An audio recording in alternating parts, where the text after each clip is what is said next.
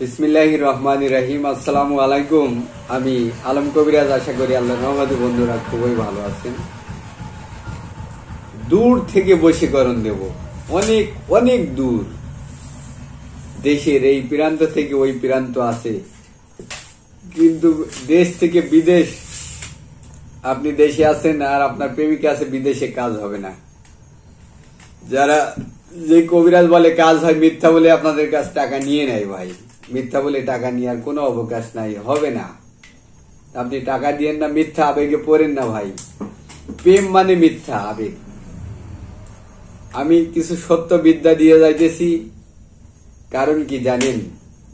আজকে মানুষ বড়ই অসহায়। এই অসহায়ত্বের সুযোগ নিয়ে অনেক কবিরাজরা টাকা খাইতেছে। অনেক প্রেমিকাকে ধোঁকা দিয়ে চলে যাইতেছে। অনেক প্রেমিকাকে ধোঁকা দিয়ে চলে যাইতেছে। স্বামী তার স্ত্রী, স্ত্রী তার স্বামীকে ধোঁকা দিয়ে চলে যাইতেছে।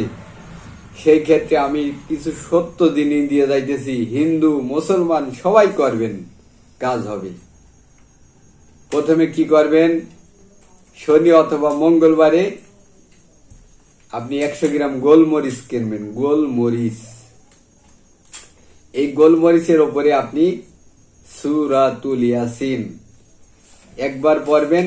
যেখানে মুবিন লেখা আছে, পড়তে পড়তে 7টা মুবিন আছে, এই মুবিনের ওখানে যাকে বশ করবেন তার নাম উচ্চারণ করবেন যে আল্লাহ, আমি অমককে বশীকরণ করতে চাইতেছি, অমক আমার মহব্বতে পাগল হোক। ফু দেবেন, বলবেন, ফু দেবেন, পড়তেই থাকবেন। মুবিন আসলে ওইভাবে ফু দেবেন। এইভাবে 7 বার পড়বেন। পরে গোলমরিচে ফু দেবেন। মুবিন আসলেই ফু দেবেন, 7 বার পড়বেন সূরাতুল ইয়াসিন। পরে ওই গোলমরিচ গুলো আপনি কি করবেন? জোহরের নামাজ পড়বেন। চুলার আগুনে কি করবেন? চুলা দাও দাও দাও দাও করে জ্বলবে, ওই আগুনে আপনি দিতে থাকেন। 2টা 4টা করে দিতে থাকেন। ওই মেয়ের নাম, ওই ছেলের নাম, ওই প্রেমিকার নাম, ওই স্বামীর নাম, ওই স্ত্রীর নাম জপতে থাকেন, দিতে থাকেন, জপতে থাকেন, দিতে থাকেন। যদি মনে করেন যে আপনার এক শনিবারে হয় নাই, তাহলে তার পরের মঙ্গলবারে করেন। মঙ্গলবারে হয় নাই, শনিবারে করেন। 7 শনিবার 7 মঙ্গলবারে করেন। আমি সাদা কাগজে লিখে দিলাম, এই কাজ মিস যাবে না, এই কাজ মিস যাবে না, যাবে না, যাবে না ইনশাল্লাহ। এই কাজটি করেন, বড়ই পরীক্ষিত।